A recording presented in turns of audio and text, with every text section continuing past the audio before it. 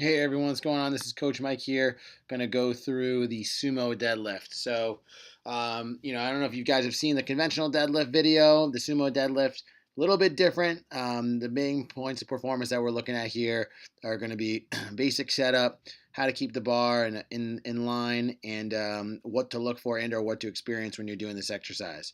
So I'm going to roll this video for you. I'm going to first set up into that bottom position. All right, so just taking a look at this position first.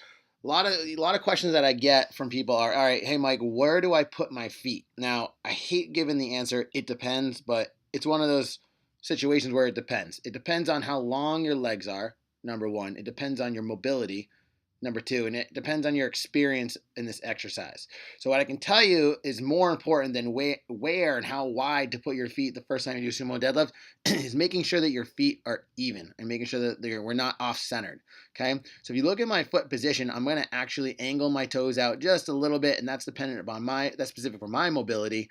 I actually like to make sure that the bar stays a little bit in contact with the inside of my shin, so that tibia right here, that bar stays in contact. Now, if you notice the bar, my setup is pretty even. My toes are out pretty even. My knees are tracking my toes throughout the movement. If you go too wide, a way to tell if you're going too wide on this exercise is if when you try to lift the bar, your knees cave in. Okay, we need to be able to keep the hips engaged, press the knees out so they stay in line with your toes throughout this exercise.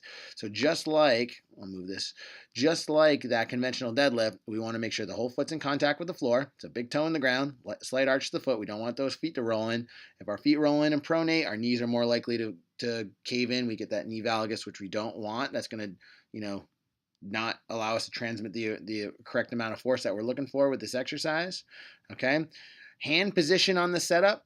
My hands, I actually like to go on the inside of the knurl where the smooth surface of the barbell is.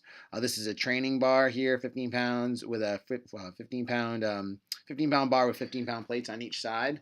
So it's not super heavy, but we want to make sure that those hands are not, or our grip is not going to impede the movement. So as I kind of circle around here, I'll take a look at that setup. All right, I'll stop right there. All right, so very similar to that conventional deadlift, we want to make sure that the bar is in line or underneath the shoulder blade, okay? Bar's over the center of the foot, shoulder blade's in line with the bar, my hips are up, my back is nice and flat, I have a nice neutral head. So the same things that are similar to the conventional deadlift, like the sumo deadlift, is flat back, bar centered the entire time. We do not want to squat into this movement where we push the knees super far forward and then that pushes the bar forward. That changes the exercise. We start to put a little stress on the lower back. We really don't want to do that. We want to make sure that we're engaging that posterior chain, hamstrings, glutes, to use for that extension. Okay? So we'll go through some reps. Stand up. Note the knees tracking the toes throughout the movement.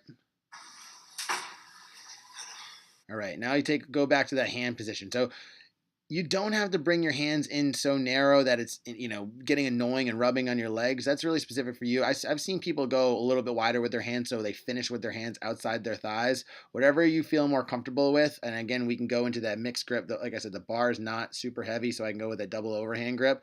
But just like the conventional deadlift, we want to keep the bar close to your body throughout the movement. So you notice here, when I go down, I reach my hip back. So head's neutral, hips get sent back, clearing the knees out of the way. Once the barbell gets past my knees, I can sit and descend back down. Okay, we're not pushing the knee super far forward. We're just breaking slightly at the knee, keeping that shin pretty vertical and that bar in contact with the body throughout the entire movement. So we have tension on the bar, we stand up, hips come back, bar slides down, stays in contact with the body, and we finish and end in the exact same position. And that's a conventional deadlift. Thanks, guys. Oh, sorry, the sumo deadlift. Thanks, guys.